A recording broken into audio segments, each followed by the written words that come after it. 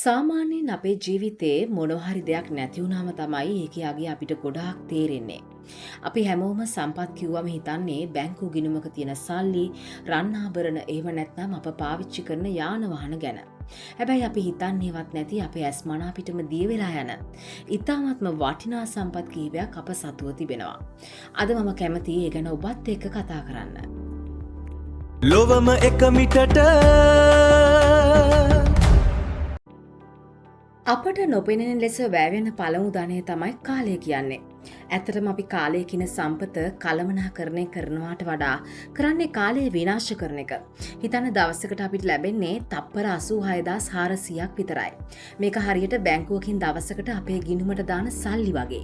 හැබැයි දවස අවසානයේ ඒ සල්ලි ඉතුරු කරගන්න බෑ. ඒක මැකිලා යනවා.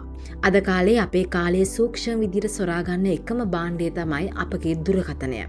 අපි විනාඩි 5කට කියලා ෆෝන් එක අතර ගත්තට අපිට නොදැනීම පැය 2ක් විතර යනවා. ඒ පැය 2 ඇතුළත අපිට කරන්න තිබුණු වටිනා වැඩ කීයක් නම් මගහැරෙනවාද? අපිට අහිමි වන හැම තප්පරයක්ම ආයෙත් කවදාවත් මිලදී ගන්නට බෑ. දෙවන සම්පත තමයි ඔබගේ අවධානය. එහෙම නැත්නම් attention. අද ලෝකයේ ප්‍රකෝටිපති සමාගම් සටන් කරන්නේ ඔබේ සල්ලි වලට නෙවෙයි, ඔබේ අවධානයට. මොකද ඔබේ අවධානය තියෙන තැන තමයි ඔවුන්ගේ ලාභය තියෙන්නේ. අපිට එක තැනක අවධානය තියාගෙන ගැඹුරු අධ්‍යයනයක හෝ වැඩක නිරත වෙන්න තියෙන හැකියාව දවසින් දවස අඩු වෙනවා. පොතක් කියවනකොට, වැඩක් කරනකොට හැම තප්පර කිහිපයකට වරක්ම ෆෝන් එක පරීක්ෂා කරන්න හිතෙන එක සම්පතක් අහිමිවීම. ඔබේ අවධානය විසිරී යනවා කියන්නේ ඔබේ නිර්මාණශීලීත්වය සහ කාර්යක්ෂමතාවය සම්පූර්ණයෙන්ම බිඳ වැටෙනවා කියන එකයි. තුන්වන දේ තමයි සෞඛ්‍ය සහ ශාරීරික ශක්තිය. අපි හිතනවා අපි තරුණයි, අපිට ඕන තරම් ශක්තිය තියෙනවා කියලා. හැබැයි ශාරීරික සෞඛ්‍ය කියන්නේ නඩත්තු නොකළොත් ඉතා වේගයෙන් අහිමි වෙන සම්පතක්. අද අපි ගත කරන අකර්මණ්‍ය ජීවන රටාව, වැරදි ආහාර රටාවන් සහ ප්‍රමාණවත් නින්දක් නොලැබීම නිසා අපේ සිරුරේ තියෙන ජීව ශක්තිය අපිටත් නොදැනීම අඩු වෙනවා. අවුරුදු 40දී හෝ 50දී ලෙඩ රෝග හැදුනම ඒ ගැන පසුතැවෙනවට වඩා දැන් අපිට තියෙන මේ ශක්තිය නිවැරදිව පාවිච්චි කරන එක සහ ඒ රැකගන්න එක විශාල ආයෝජනයක්.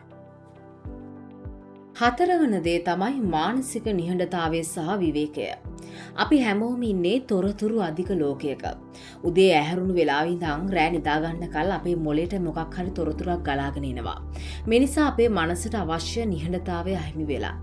නියම අදහස්, අලුත් නිර්මාණ බිහි වෙන්නේ මනස නිහඬව තියෙන වෙලාවටයි. හැබැයි අද අපිට බස් එකක යනකොට, පොලිමක ඉන්නකොට පවා නිකන් ඉන්න බෑ. අපි මොකක් හරි කන්ටෙන්ට් එකක් බලනවා. මේකෙන් වෙන්නේ අපේ මනස නිරන්තරයෙන් වෙහෙසට පත්වීම. Taman එක්ක විතරක් තනි වෙලා ඉන්න තියෙන හැකියාව අපි නැවත ලබාගත යුතුම සම්පතක්. අපට අහිමි වෙමින් යන පස්වන සම්පත තමයි සැබෑ මානුෂීය සම්බන්ධතා. අවසාන වශයෙන් මම දකින්නේ සැබෑ සම්බන්ධතා අපිට අහිමි වෙමින් පවතින බව. අපි ඩිජිටල් විදියට දහස් ගණනක් එක සම්බන්ධ වෙලා ඉන්නවා. හැබැයි අසනීපයක් වුණාම, අපේ හිතට අමාරුවක් වුණාම කී දෙනෙක්ද අපි ගාවින් ඉන්නේ? බොහෝම සුළු පිරිසක්. සමහර විට අපේ ඇඟිලි ගානටත් වඩා අඩු පිරිසක්. අපි එකම මේසේ කෑම කන ගමන් හැමෝම තමන්ගේ ෆෝන් එක දිහා බලාගෙන ඉන්නවා. අපි එකම කාමරේ හිටියත් අපි ඉන්නේ ලෝක දෙකක. ආදරණීයන්ගේ ඇස් දිහා බලලා කතා කරන එක, ඔවුන්ට ඇහුම්කම් දෙන එක කියන්නේ මුදල් වලට වඩා ඉතා වටිනා දෙයක්. මේ මොහොතේදී අපිට ඒක මගහැරුණොත් පසුවට අපිට ඉතිරි වෙන්නේ පසුතැවීම විතරයි.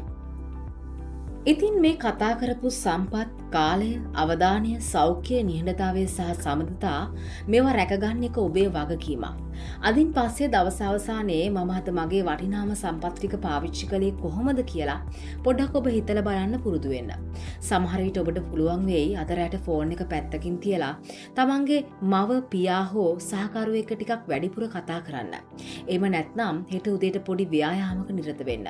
ඔබේ වටිනා අදහස් මට පහලින් කමෙන්ට් කරන්න. ඒ වගේම තමයි ඔබ මගේ channel එකට අලුත් කෙනෙක් නම් මගේ channel එක subscribe කරන්න කියලා තිලනවා. මේ වීඩියෝ එක වටිනවා කියලා හිතනවා නම් තවත් කෙනෙක්ට බලන්න share කරන්න.